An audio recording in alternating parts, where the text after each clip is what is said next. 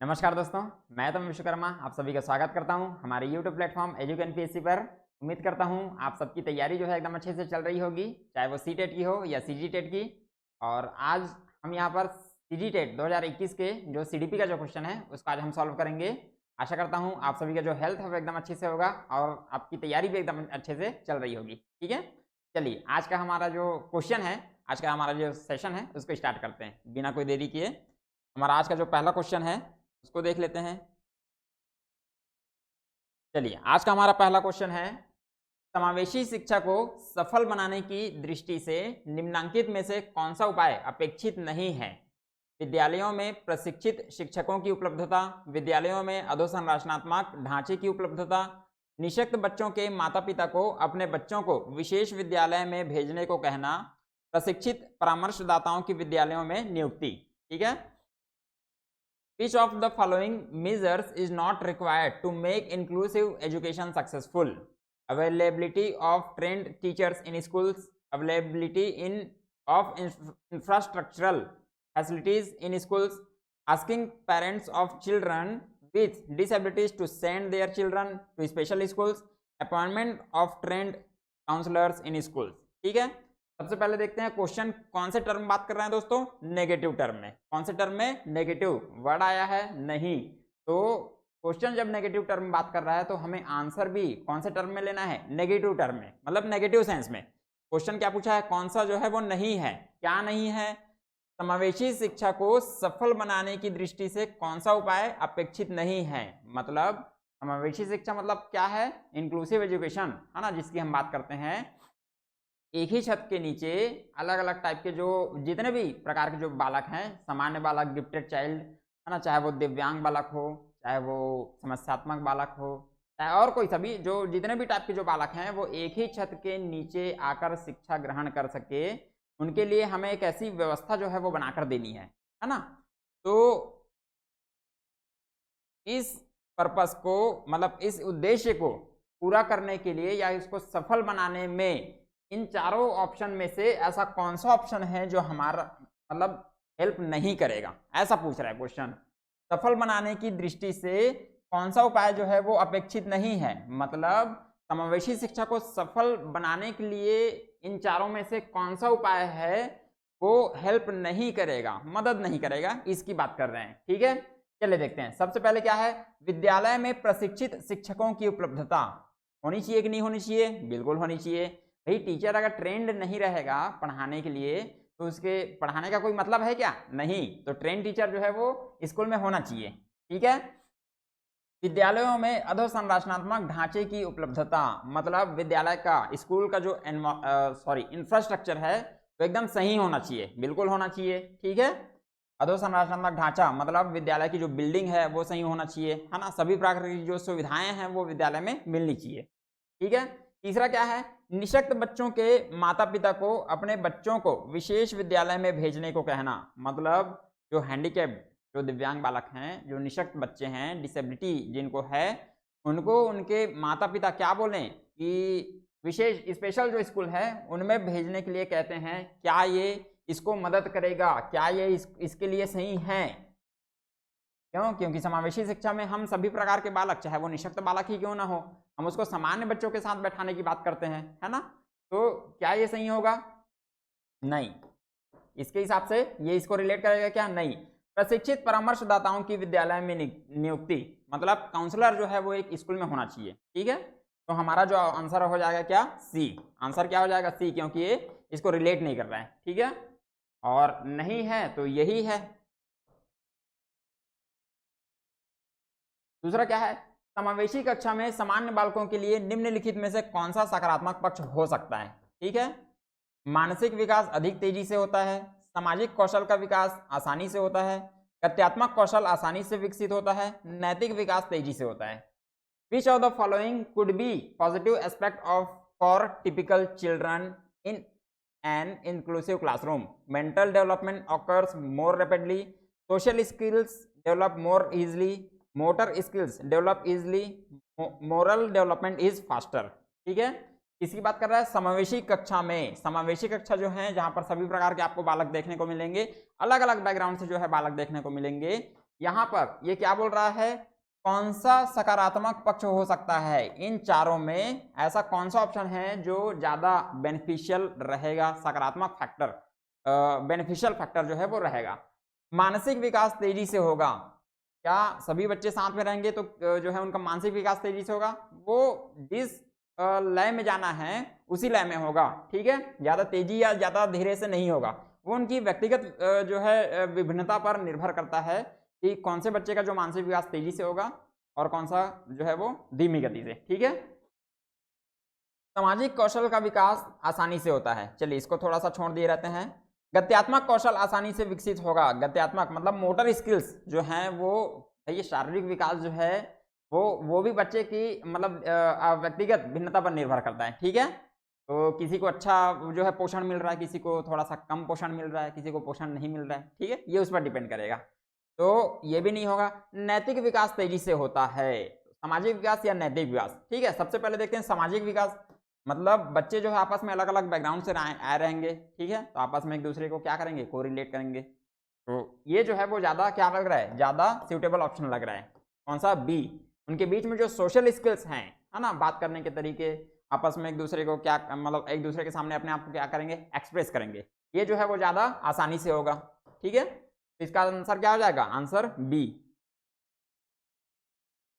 आगे, विद्यालय स्तर की शिक्षा में बालिकाओं और सामाजिक रूप से पिछड़े वर्ग के लिए निशुल्क और अनिवार्य शिक्षा की नीति को लागू किया गया है, निशुल्क और अनिवार्य शिक्षा की नीति को लागू किया गया है, यह किस अभियान का प्रतिनिधित्व करता है, ठीक है, किसकी बात कर रहा है दोस्तों, शिक्षा में बालकों और सामाजिक रूप से पिछड़े वर्ग के लिए, ठीक है, किसके लिए, बालिकाओं और सामाजिक रूप से पिछड़े वर्ग के लिए क्या लागू किया गया है, निशुल्क और अनिवार्य शिक्षा की नीति, ठीक है।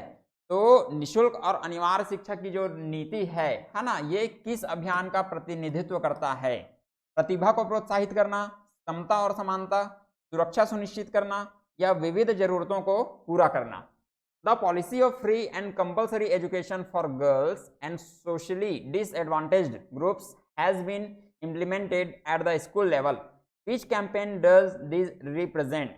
Encouraging talent, equity and equality, ensuring safety, meeting diverse needs. ठीक है, अनिवार्य और निशुल्क शिक्षा का अधिकार, ठीक है, अनिवार्य और निशुल्क शिक्षा का अधिकार मतलब 6 से 14 साल के जो बच्चे हैं उनको क्या करना है, अनिवार्य रूप से शिक्षा प्रदान कर मतलब शिक्षा देना ही है, और उनको उनके लिए निशुल्क शिक्षा की क्या करना है, व्यवस्था करना है, ठीक है।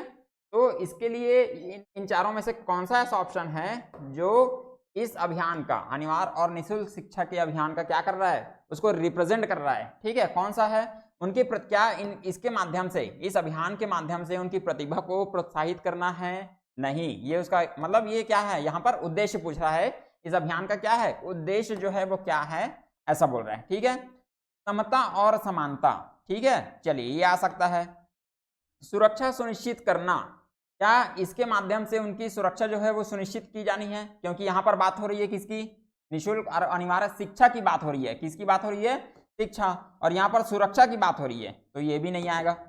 विविध जरूरतों को पूरा करना, अलग अलग जो है उनकी जरूरतों को पूरा करना, ये इसके अंतर्गत आएगा कि अलग अलग बालक रहेंगे और वहां पर उन सबकी जरूरतों के हिसाब से जो है विद्यालय चलेगा समावेशी शिक्षा में, ठीक है। लेकिन यहाँ पर बात किसकी हो रही है, निशुल्क और अनिवार्य शिक्षा की, किसकी, निशुल्क और अनिवार्य शिक्षा की, तो ये जो है वो क्या, कौन सा अभियान, कौन इसको रिप्रेजेंट करेगा, उनके बीच में समता, उनके बीच में क्या लाना है, समता और समानता, है ना, समता और समानता दो अलग अलग वर्ड हैं, है ना, मतलब जितने भी लोग हैं उनको क्या करना है, एक समान मानकर, मतलब किसी में भी लिंग और जाति धर्म के हिसाब से भेदभाव नहीं करना है, सबको समान रूप से क्या करना है, शिक्षित करना है, क्या करना है, शिक्षित करना है, ठीक है। तो ये किसकी बात कर रहा है, समता और समानता की, इक्विटी एंड इक्वलिटी की, ठीक है।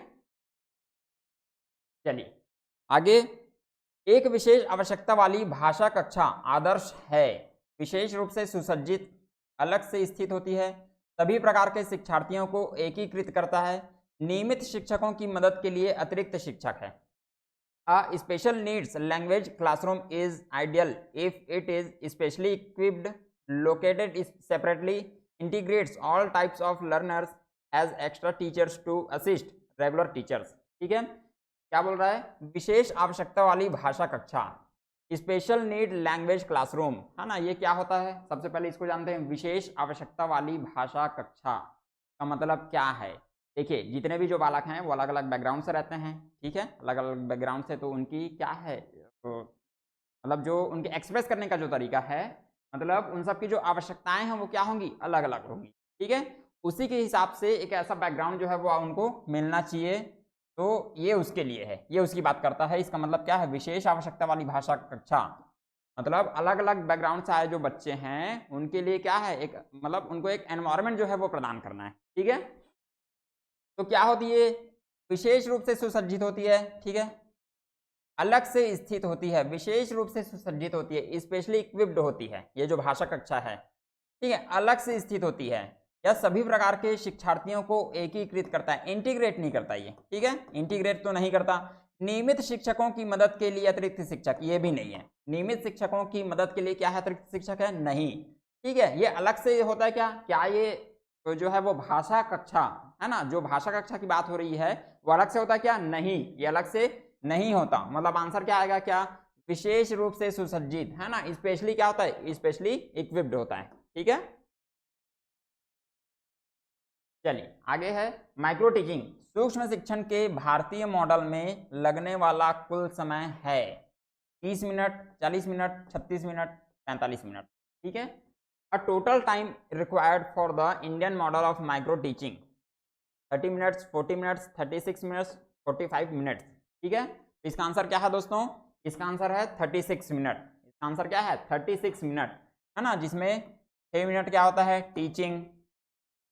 6 मिनट क्या होता है जी? टीचिंग, है ना। बाकी का 6 मिनट जो है वो फीडबैक। फिर 12 मिनट होता है रीप्लान। फिर 6 मिनट होता है रीटीचिंग। और फिर 6 मिनट जो लास्ट होता है वो क्या होता है? रीफीडबैक, ठीक है। तो इंडियन मॉडल जो है वो माइक्रो टीचिंग का, उसमें कितना टाइम लगता है? टोटल 36 मिनट, ठीक है, 36 मिनट। यदि शिक्षक को कक्षा में कोई समस्यात्मक बच्चा मिल जाता है, ठीक है, कोई समस्यात्मक बच्चा मिल जाए तो उसे क्या करना चाहिए? बच्चे को तुरंत घर भेज देना चाहिए, बच्चे की तरफ ध्यान नहीं देना चाहिए, बच्चे को दंडित किया जाना चाहिए, या बच्चे को परामर्श प्रदान किया जाना चाहिए? If a teacher encounters a problematic child in the classroom, what should they do? The child should be sent home immediately. The child should be ignored. The child should be punished. The child should be provided with counseling. ठीक है। तो इसमें देखिए सबसे पहले जितने भी जो ऑप्शन हैं वो कहीं ना कहीं कुछ जो ऑप्शन है वो नेगेटिव सेंस दे रहे हैं, कुछ जो है पॉजिटिव सेंस, है ना। यहाँ पर आराम से आप जो है पॉजिटिव सेंस वाले जो ऑप्शन है उसको एलिमिनेट कर सकते हैं। क्या किसकी बात कर रही है? समस्यात्मक बालक की, मतलब ऐसे बालक जो हैं जो क्या करते हैं? चोरी करते हैं, झूठ बोलते हैं, अपने जो सहपाठी हैं उनको परेशान करते रहते हैं, है ना, टीचर को किसी कारण से परेशान करते रहते हैं, इस बालक की बात हो रही है। अगर आप एज अ टीचर टीचिंग कर रहे हो और ऐसे बच्चे आपको मिल जाते हैं तो आपको क्या करना चाहिए? ठीक है, बच्चे को तुरंत घर भेज देना चाहिए क्या? नहीं, बच्चे की तरफ ध्यान नहीं देना चाहिए, ये भी ये तो कर ही नहीं सकते। दंड वाला काम तो करना ही नहीं है, ठीक है। क्या क्या बच जाता है? परामर्श, है ना, उनकी काउंसलिंग करना है ना, उनके मतलब जो कारण है उसके पीछे का उसको जानना है, परामर्श देना है, उसके बाद फिर उसको क्या देना है? रेमेडी देना है, ठीक है, उसको डायग्नोस करना है, काउंसलिंग जो है उसकी करनी है। चलिए आगे क्वेश्चन है, ज्ञान के सभी विभिन्न मॉडल, उदाहरण के लिए समझना, याद रखना, अनदेखा करना, कल्पना करना, तर्क करना को शामिल करने के लिए सामान्य शब्द क्या है? अनुभव, समझ, बुद्धि, अनुभूति, ठीक है। What is the general term to encompass all the different models of knowledge? Example: understanding, remembering, ignoring, imagining, reasoning, experience, understanding, intelligence या cognition, ठीक है। क्या बोल रहा है? ज्ञान के अलग अलग जो मॉडल है, ज्ञान के अलग अलग मॉडल, जैसे क्या है? समझना है, याद करना है, तो इनके लिए कौन सा एक जनरल वर्ड जो है वो यूज होता है ना, इसको देख लेते हैं। अनुभव, अनुभव क्या है दोस्तों? एक्सपीरियंस, बच्चा जो है जब पहली बार कोई काम करता है ना, उस काम को करने के बाद उससे जो सीखता है, उससे जो सीख मिलती है, उससे जो ज्ञान प्राप्त करता है, जो आगे उसी टाइप के दूसरे काम के लिए क्या होता है वो यूज करता है, वो क्या है अनुभव। क्या है वो अनुभव। समझ क्या है दोस्तों, समझ क्या है, किसी भी धारणा के प्रति हमारा जो दृष्टिकोण है ना, चाहे वो पॉजिटिव हो या नेगेटिव हो, वो क्या है समझ है। क्या है वो समझ है। बुद्धि, बुद्धि मतलब समायोजन की क्षमता, तर्क करने की क्षमता, चिंतन करने की जो क्षमता होती है ना, एबिलिटी, सोचने की जो एबिलिटी होती है, वो क्या कहलाती है बुद्धि। और अनुभूति, अनुभूति कॉग्निशन, यहाँ पर कॉग्निशन वर्ड है, यहाँ पर माफ कीजिए कॉग्निशन भी बोलते हैं, और एक वर्ड इसके लिए आएगा क्या, फील करना या रियलाइज करना। अनुभूति मतलब क्या है, रियलाइज करना, किसी भी चीज को क्या करना, रियलाइज करना। तो ये जो चारों ऑप्शन है ना, ये क्या है किसके लिए, ज्ञान के सभी विभिन्न मॉडल के लिए यूज। कौन सा शब्द सामान्य आएगा उसमें, अब अनुभव करना मतलब क्या है कि कोई भी चीज सीख गया है और उससे उसको जो एक्सपीरियंस मतलब मिलेगा, उससे वो जो सीखेगा वो आगे यूज करेगा। ठीक है, तो ये आएगा क्या, नहीं। समझ, समझ मतलब वही है दृष्टिकोण। बुद्धि क्या है, बुद्धि जो है वो इंटेलिजेंस, सोचने की जो क्षमता होती है, क्षमता है ना, और यहाँ पर क्या है तर्क करना, तर्क करना नहीं, उसकी क्षमता। ठीक है, उसकी जो क्षमता होती है वो कहलाती है बुद्धि। तो ये भी नहीं आएगा। बचता है क्या, अनुभूति, मतलब बच्चा जो है वो किसी चीज को फील कर रहा है, किसी है ना रियलाइज कर रहा है, किसी भी घटना को या तथ्य को, वो क्या है वो उसको रियलाइज कर रहा है। ठीक है, तो इसके लिए जो सामान्य शब्द आएगा क्या, अनुभूति। क्या आएगा, अनुभूति या रियलाइजेशन। ठीक है, फीलिंग्स जिसको बोलते हैं। चलिए आगे क्वेश्चन है, निम्नलिखित में से किसे संज्ञान का कारक नहीं माना जाता है। संज्ञान, संज्ञान के लिए जीन पिगेट ने कौन सा वर्ड दिया था, सॉरी किसके लिए संज्ञान वर्ड दिया था, बुद्धि के लिए। किसके लिए, बुद्धि के लिए। तो क्वेश्चन है, निम्नलिखित में से किसे संज्ञान का कारक नहीं माना जाता। क्रोध, स्थान छोड़ना, भूख, डर। Which of the following is not considered a cognitive factor? Anger, living a place, hunger, fear. देखिए दोस्तों, इन चारों ऑप्शन में तीन जो ऑप्शन है ना, वो किससे मतलब मूल वृत्तियों से जुड़ा है। ठीक है, मूल वृत्तियां, अभिवृत्ति जिसको बोलते हैं। क्रोध मतलब इसके कारण बच्चा जो है वो चीखेगा चिल्लाएगा, बिल्कुल उसको गुस्सा आएगा तो। और एक है भूख, भूख के कारण भी बच्चे को अगर भूख लग रहा है तो फिर वो रोएगा। ठीक है, ये उसकी मूल वृत्ति है। और एक डर भी है, डर के कारण उसके हाथ पैर जो है कांपने लगेंगे, ये उसके अंदर से ऑटोमेटिक निकलेंगे, है ना। तो ये तीनों जो चीजें हैं, चाहे भूख है, क्रोध है और डर, ये उसके अंदर से निकलेंगे। किसके सिवाय, स्थान छोड़ने के सिवाय। ठीक है, किसके सिवाय, लिविंग अ प्लेस। और ये क्या है, ये उसके संज्ञान में रहेगा, ये भी उसके संज्ञान में रहेगा, ये भी उसके संज्ञान में। कौन सा नहीं रहेगा, स्थान छोड़ना। कौन सा नहीं रहेगा, स्थान छोड़ना। माफ कीजिए, ये थोड़ा सा प्रिंटिंग मिस्टेक है, अंकन त्रुटि जिसको बोलते हैं। ठीक है, तो हमारा सही ऑप्शन क्या हो जाएगा, ऑप्शन बी। क्या हो जाएगा, ऑप्शन बी। आगे क्वेश्चन है, निम्नलिखित में से कौन सी पद्धति निम्न दृष्टि बालकों की नहीं है। निम्नलिखित में से कौन सी पद्धति निम्न दृष्टि बालकों की नहीं है। यहां पर कुछ छूटा है,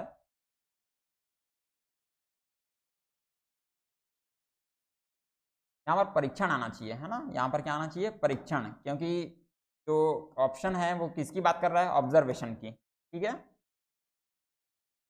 यहाँ पर क्या आना चाहिए, परीक्षण। चलिए क्या बोल रहा है, निम्नलिखित में से कौन सी पद्धति, मतलब परीक्षण की कौन सी पद्धति निम्न दृष्टि बालकों के लिए नहीं है। ऐसा भी हो सकता है, कार्य निष्पादन परीक्षण, नेत्र जांच, कक्षा परीक्षण, उपरोक्त में से कोई नहीं।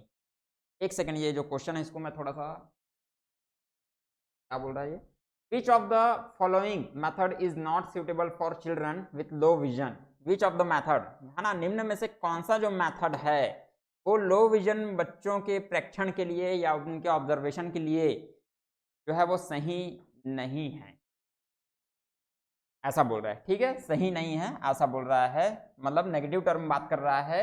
इनमें से, इन चारों में से कौन सा जो ऑप्शन है वो लो विजन जो बच्चे हैं, है ना, उनके अवलोकन के लिए, उनको उनके ऑब्जर्वेशन के लिए नहीं है, ऐसा बोल रहे हैं। कार्य निष्पादन परीक्षण, बच्चा अगर कोई कार्य करता है तो आप उस कार्य को देख के बता पाओगे क्या कि बच्चे को लो विजन वाली जो प्रॉब्लम है या नहीं है। ठीक है, नेत्र जांच, नेत्र जांच करके बिल्कुल बता पाएंगे कि बच्चे को क्या है, बच्चा जो है वो कम देख पाता है या अच्छे से जो है वो समान रूप से देख पाता है, ठीक है। तो नेत्र जांच करके बिल्कुल बता पाएंगे। कक्षा प्रेक्षण, है ना, आप कक्षा में आप जो है वो पढ़ा रहे हो, टीचिंग जो है चल रही है, आप बच्चे को ऐसा कोई काम करने के लिए कहते हो या फिर पढ़ने के लिए नॉर्मल बोलते हो, तो वहां से आप समझ पाओगे क्या? निम्न में से, उपरोक्त में से कोई नहीं, ये तो आएगा ही नहीं, ठीक है। तो क्या बोल रहा है, लो विजन, अगर किसी बच्चे के लो विजन के बारे में अगर उसको हमको ऑब्जर्व करना है तो कौन सा इनमें से कौन सा जो विधि है वो सही नहीं है, उसमें हमारी हेल्प नहीं करेगा, वो क्या आएगा, कार्य निष्पादन परीक्षण, है ना, परफॉर्मेंस टेस्ट। मतलब भाई आप उसको कोई काम करके लाने के लिए बोल दिए और करके ला लिया, उसके बाद फिर आप उसको देख के बता पाओगे क्या कि बच्चे को लो विजन है या नहीं? तो ये आएगा क्या, नहीं, ठीक है। ऑप्शन नंबर ए, आप इसके माध्यम से बिल्कुल नहीं बता पाएंगे कि बच्चे को लो विजन है या नहीं, ठीक है। आई होप आप लोग मेरी बातों को समझ गए होंगे। चलिए आगे क्वेश्चन है, विशेष आवश्यकता वाले बच्चों को शिक्षा प्रदान की जाए, विशेष आवश्यकता वाले बच्चों को शिक्षा प्रदान की जाए अन्य सामान्य बच्चों के साथ, विशेष विद्यालय में विशेष बच्चों के लिए विकसित विधियों द्वारा, विशेष विद्यालय में विशेष शिक्षकों द्वारा, ठीक है। Children with special needs should be educated along with other normal children in special schools using methods developed for special children in special schools by special teachers, ठीक है।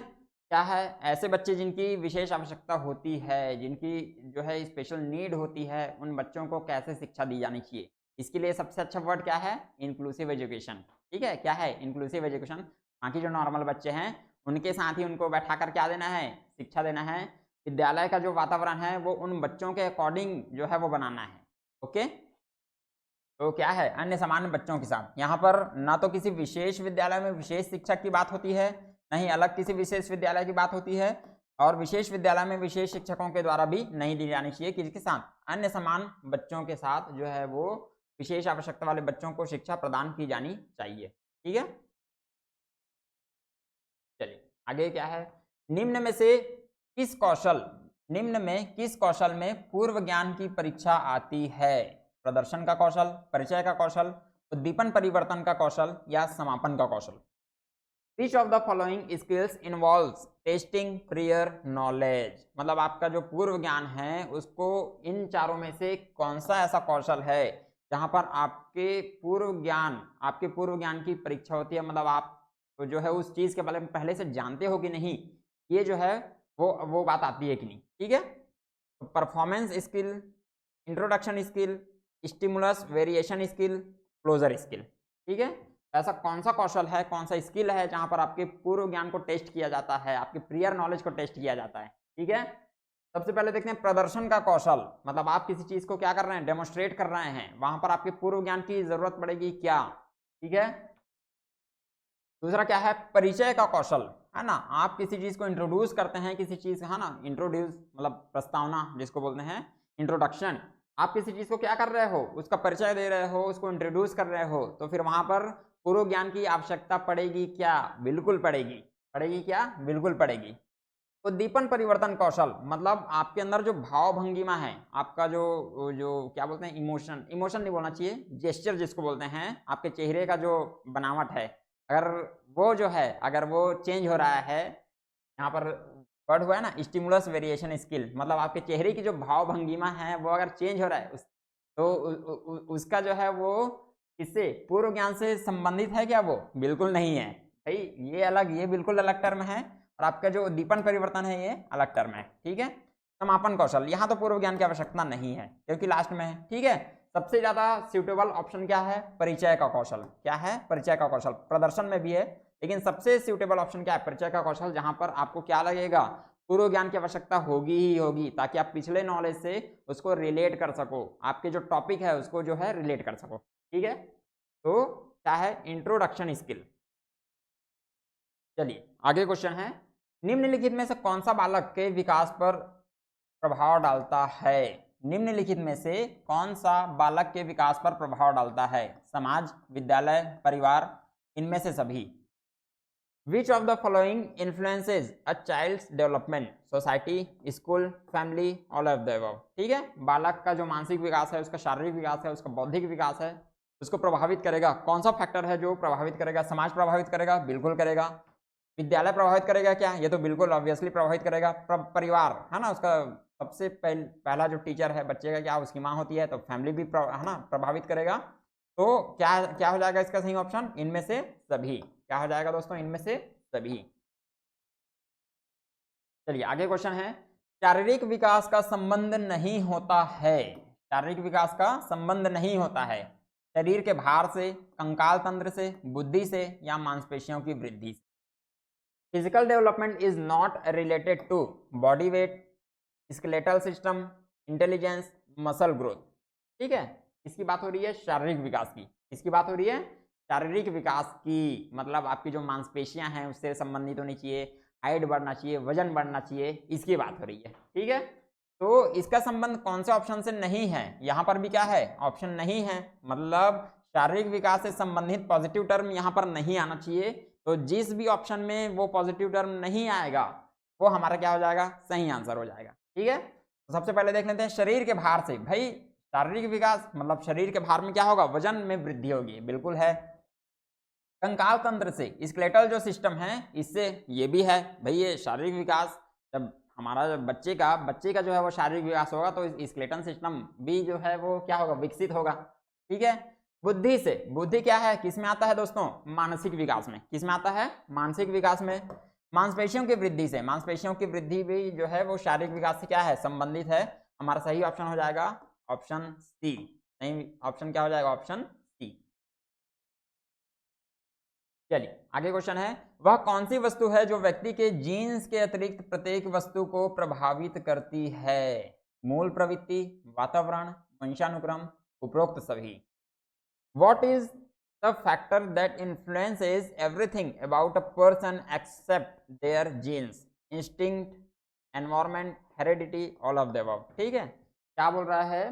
जीन्स के अतिरिक्त, है ना, जीन्स के अतिरिक्त जो है वो प्रत्येक वस्तु को प्रभावित करती है।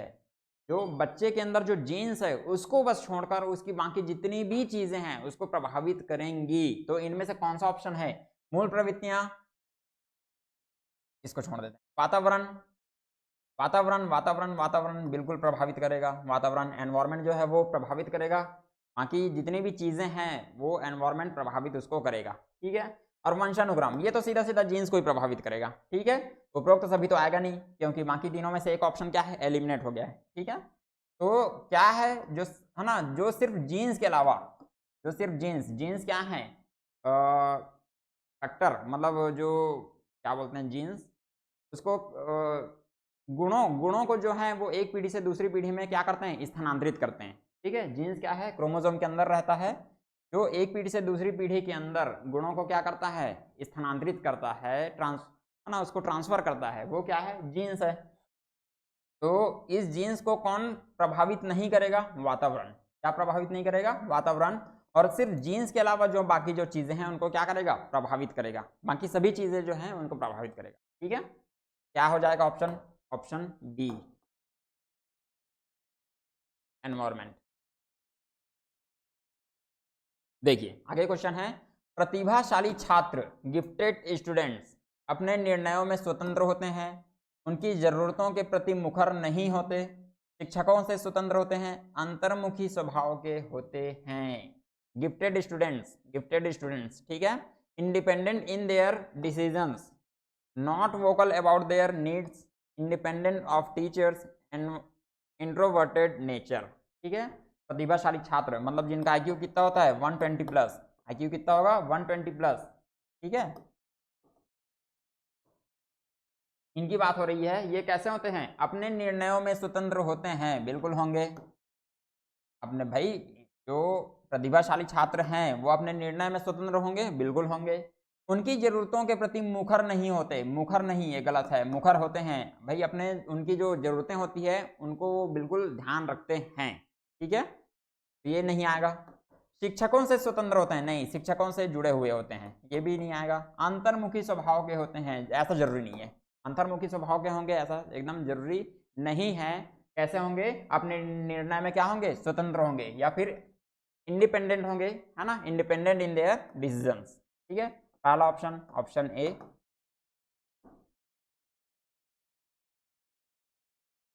ठीक है, तो चलिए दोस्तों, आज का ये जो सेशन है तो आप लोगों को कैसा लगा? अगर कुछ भी आपका जो डाउट होगा आप नीचे कमेंट कर सकते हैं। ठीक है, और आगे का जो सेशन है वो ऐसे कंटिन्यू रहेगा। तो आगे 2021 का आधा जो क्वेश्चन है उसको हम कल वाले सेशन में देखेंगे। उसके बाद 2022 2024 का जो सेशन है उसको हम इसी प्रकार कंटिन्यू करेंगे। और आज का ये जो सेशन अगर आप लोगों को अच्छा लगा हो तो प्लीज़ लाइक कीजिए, शेयर कीजिए, हमारे चैनल को सब्सक्राइब कीजिए। ठीक है, तब तक के लिए मिलते हैं। आप लोग अच्छा रहिए, बढ़िया रहिए, मस्त रहिए। ठीक है, take care and bye bye.